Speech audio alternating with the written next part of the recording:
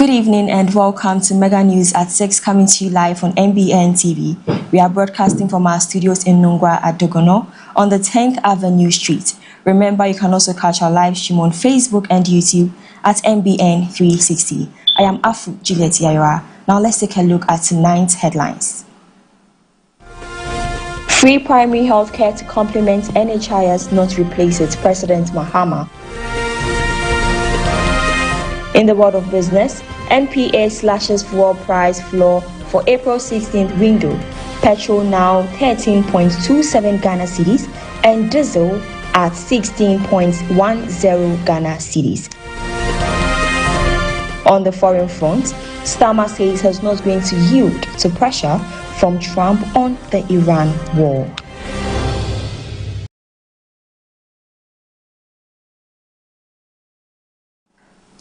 These and many other stories coming up shortly. Do stay.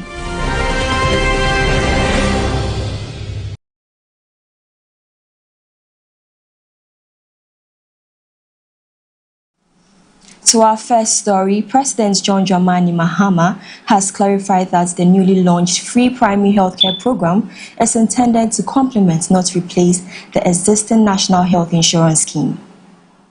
Speaking at the launch in the Greater Accra region on Wednesday, he emphasized that the initiative is designed to work alongside the current system implemented by the National Health Insurance Authority. One key aspect of the free primary health care is preventive, to identify the illness and get early treatment before it develops into something else. And so a major part of the free primary health care is the health screening aspect. And we are encouraging that when we roll out the free primary health care, our traditional leaders and our religious leaders will help us to mobilize their communities. At least every Ghanaian must be screened once a year. Every Ghanaian must be screened once a year. And you get the basic screening, and that includes hypertension. So the free primary health care posts will have the sphygmomanometers so that they can check your blood pressure to see if you are developing blood pressure. Sometimes if you are developing blood pressure, just a change of your diet can take it away. A change of lifestyle can take it away. But if your blood pressure is high and you require treatment, then you will be referred up to the district hospital level. So the free primary health care complements the national health insurance. President Mahama explained that the program is intended to address gaps within the existing healthcare frame, particularly at the primary healthcare level, to ensure broader access to essential services, while the NHIS card will remain relevant at higher levels of care. Basic illness like malaria, your CHIPS compound will have the medication for malaria. If it's a basic illness like cholera, your health compound, CHIPS compound, or your health kiosk will have the basic drugs for you.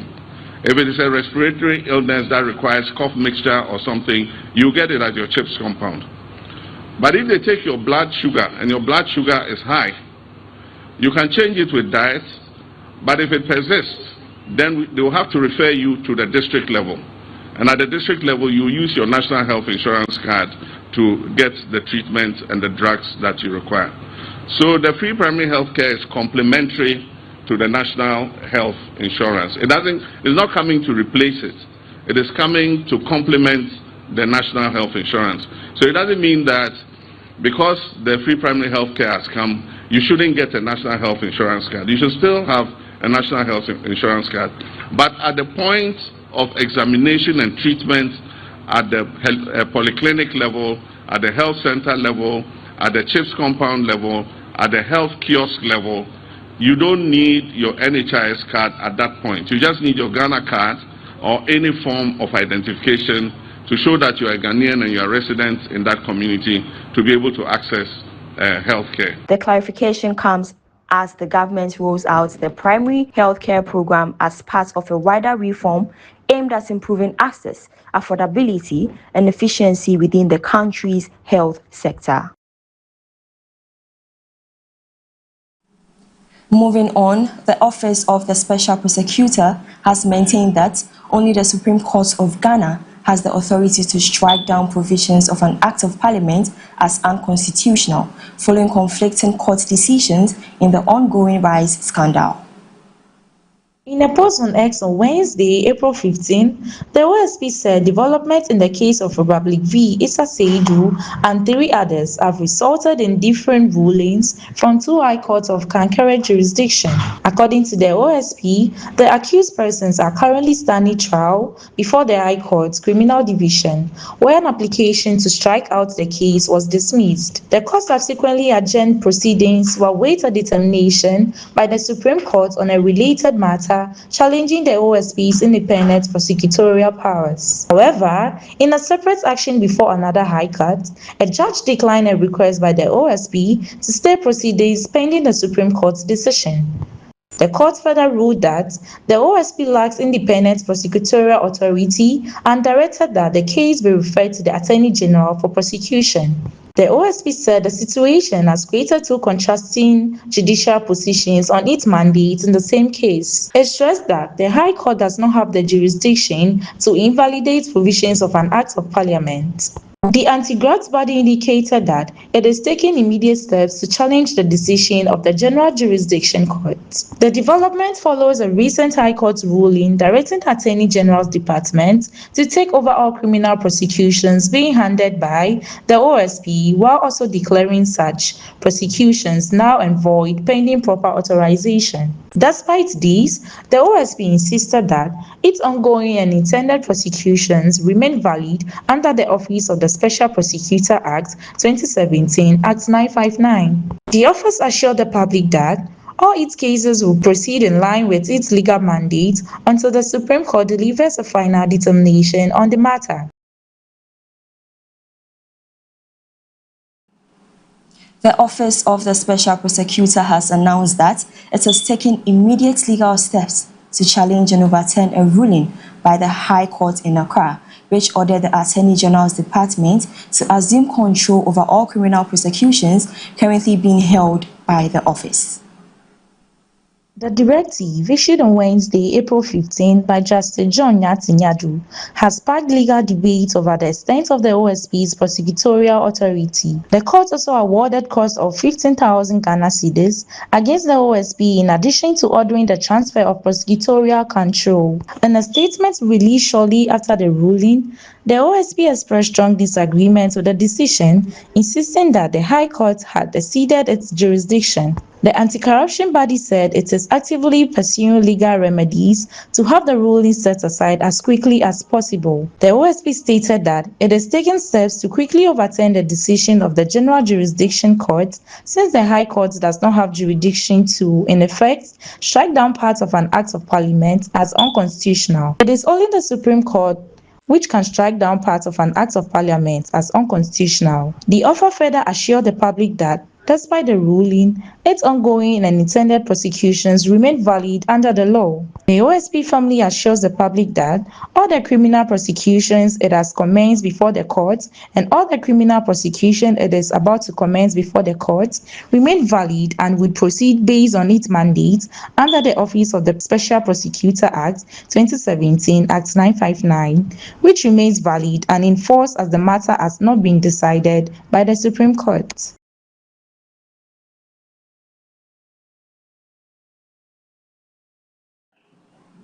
The Inspector General of Police, Christian Tete Yohuno, has deployed a special team of operational officers supported by armored vehicles to Kushegu and Karaga in the northern region following recent clashes in the area.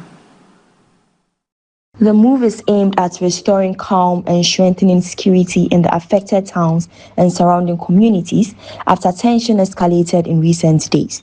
According to a statement issued on Wednesday, April 15, the deployed officers will work in close coordination with personnel of the Northern Regional Police Command to intensify patrols, maintain public order, and prevent further outbreak of violence. The reinforcements includes both personnel and specialized operational resources intended to enhance rapid response capability and improve visibility policing across the affected area. Security authorities says The enhanced deployment forms part of broader efforts to stabilize the situation and reassure residents as security operations continue. The Inspector General of Police emphasized that the presence of the special team is expected to bolster ongoing efforts by local police units, particularly in maintaining peace and safeguarding lives and properties. Residents in Gushegu and Karaga have been urged to remain calm and cooperate with security personnel as patrols are stepped up and intelligence-led operations are intensified.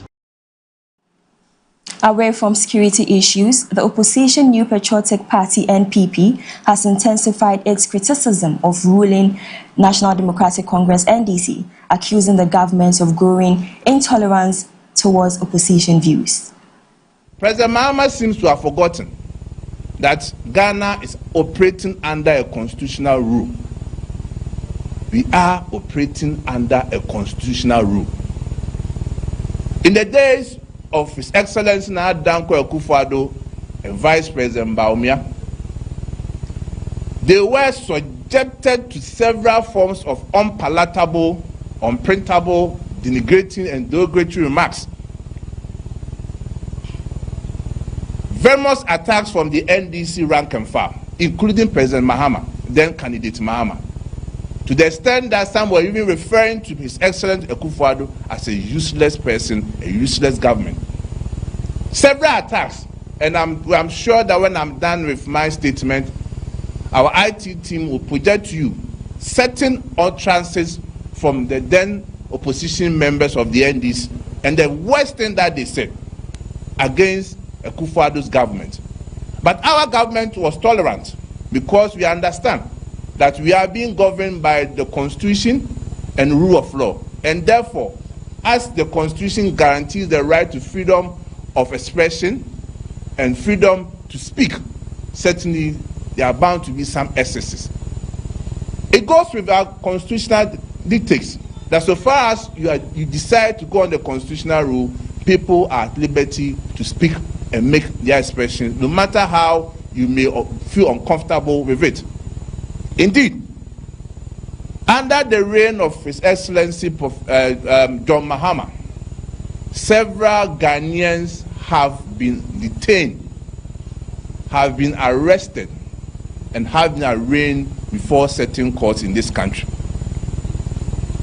Notably among them, Asantewaa Kwame, Fanti Komedi, Prophet Jima William, Elohim International Ministry, Adenta Kumi, Fawaz, Achimkwanana, AY, and host of others. And their crime has been because they have been fierce critics of the government. Again, several of our members have been, through Rumble style, arrested, detained, and arraigned before court without even proper procedure. Notably, Chairman Wontumi, Honorable Kofi Juma, Honorable Osei Sibe, Provincial Hanan, and host of others. Ladies and gentlemen from the media, we want the NDC to understand, and I'll re-echo what I said in 2025, that no condition is permanent.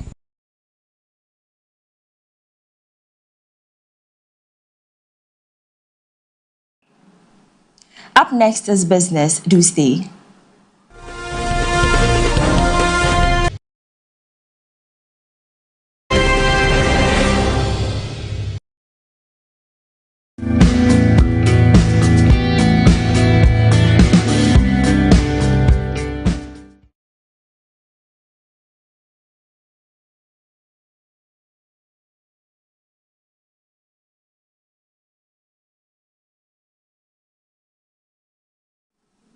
Now let's do some business news. The National Petroleum Authority (NPA) has set a new minimum price floor for petroleum products for the April 16, 2026 window.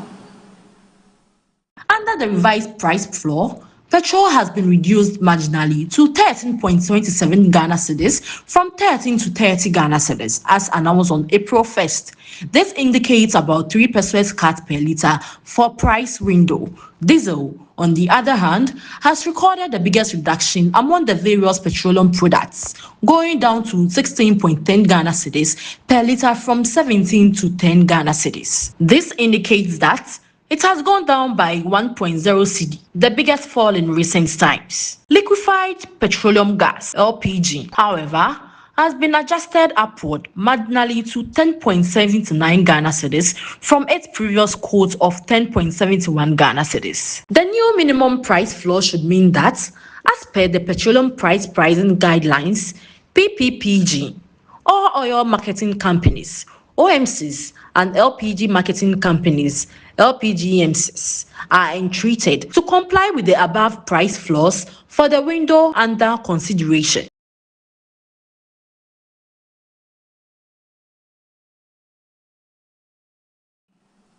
The ex-factory price of goods and services increased between March 2025 and March 2026, which was stated by the Ghana Statistical Service.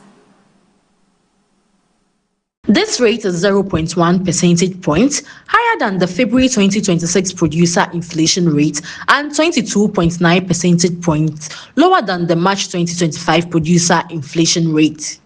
On a month-on-month, which is the MOM basis, producer prices for goods and services increased by 0.7% in March 2026 compared to February 2026. The mining and quarrying, the largest sector, with a rate of 43.7%, recorded a 0.2 percentage point decrease in producer inflation, falling from 4.1% in February 2026 to 3.9% in March 2026. The manufacturing sector, which makes up 35% of the PPI weights, increased from negative 2.9% in February 2026 to negative 2.2% in March 2026, gaining 0.7 percentage points. The producer inflation in the transport and storage subsector also continued to fall, declining from negative 8.6% in February 2026 to negative 9.8% in March 2026. For households, the GSS advised that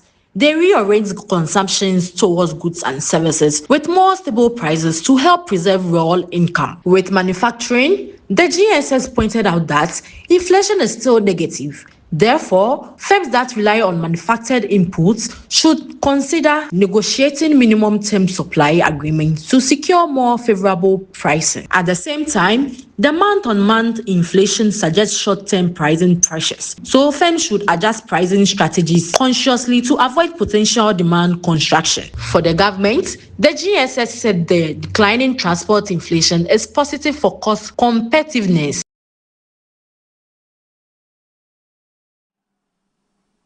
In the world of sports, Asante Kotoko has apologized to their supporters for their disappointing performances in the Ghana Premier League.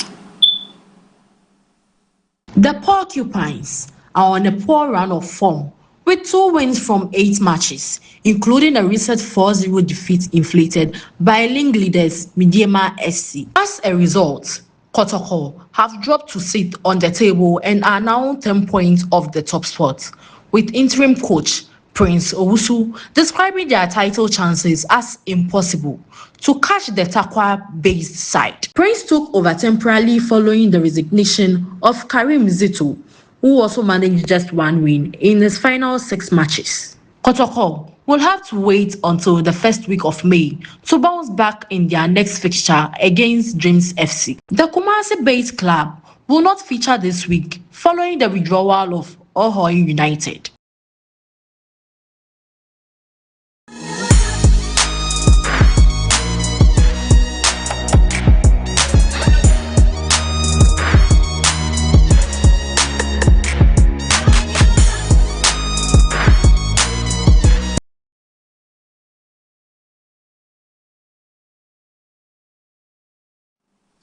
Away from sports now, let's do some entertainment story. Popular Ghanaian actor Ejako has announced plans to form a new political movement, the Ghana First Party, aimed at reshaping the country's political landscape.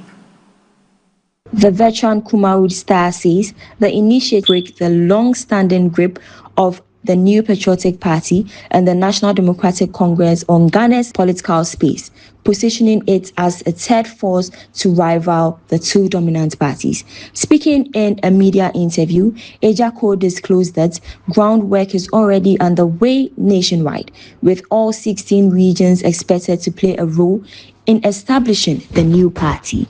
He stressed that the Ghana First Party will focus on the everyday concerns of citizens, particularly traders, while also pushing for growth in tourism and national development. The base Ghana First way, Ekua, Yakeka and Wabo 16 regions in na Yetimidi, Aba, na Dachibiano, Ebetimi Abaye, Amanyuku, na Ababeta, Amanyukua Kasiana, Ehodadano. Yen name say, Amanyukua Kasia Wahai, NDC ni MPP.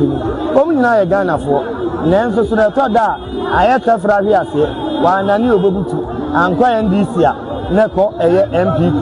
Enuna, Elipa Biatina Sisadebi, Satat Force Oba, Bibi Enko Yebia, na Bibi Ensisina Kwambia, what Amanyuku in Adama Womania Adaho, and Intina Lipa Nina, a Sufre Obia, Sabi, or no dear, why not being said, a judge before, or you know, tourism betting about Kremu. Obi biara betimi aye na duma enya sabe abrante enya ne so ne de na nkoye se ebi a yebeto aba ne bewie no ankoye minister bi ni MP bi ni nkrofo a na je se abadwafo de ye nyina ya de enkoa. Ejako's entry in frontline policy marks a notable shift, although he has long been vocal in Ghana's political discourse. In previous election cycles, he openly backed the New Patriotic Party, campaigning and using his public platform to endorse its policies and leadership. His visible support to the NPP earned him both admiration from party loyalties and criticism from sections of the public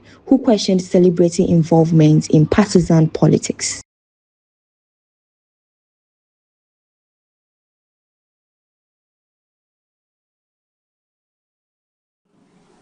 We will be back with some international news. Do stay with us.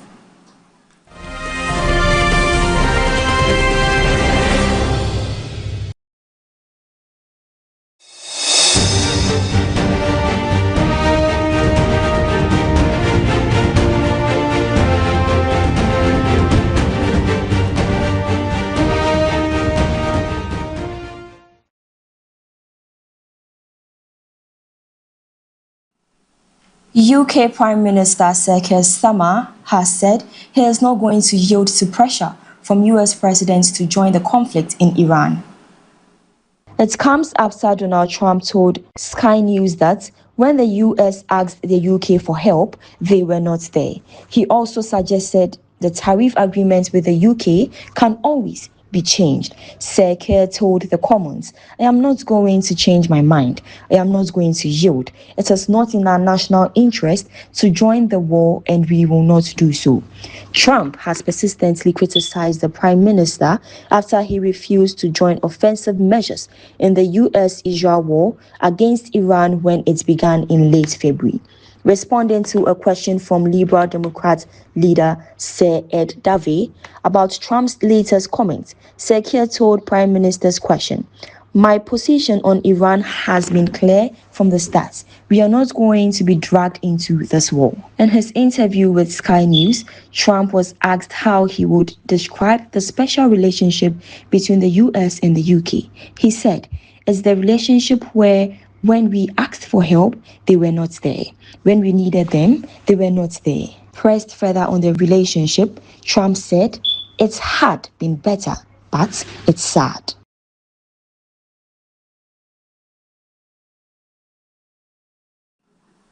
The country has not had a top envoy in the US since Ebrahim Rasool was expelled last year after he accused President Donald Trump of trying to project white victimhood as a dog whistle.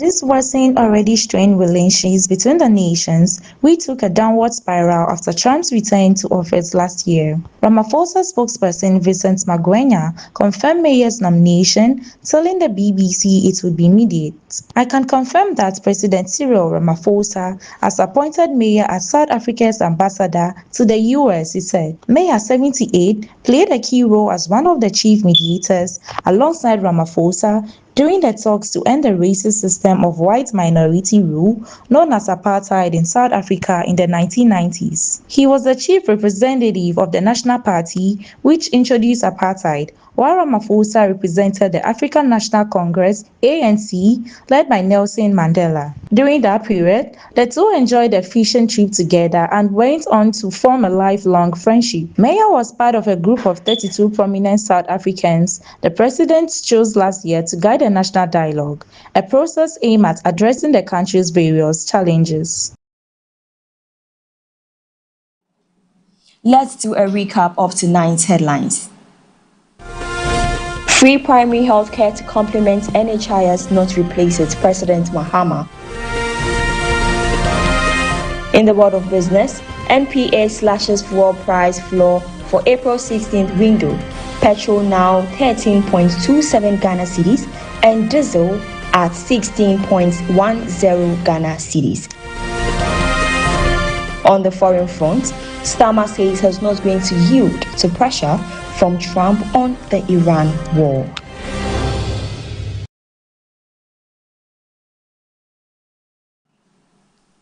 Thanks for watching the Mega News at 6 on MBN TV. Don't forget to follow us on all our social media platforms at MBN 360, but on TikTok at MBN TV Official. Once again, my name is Juliet Yaira Afu. Do enjoy the rest of your evening.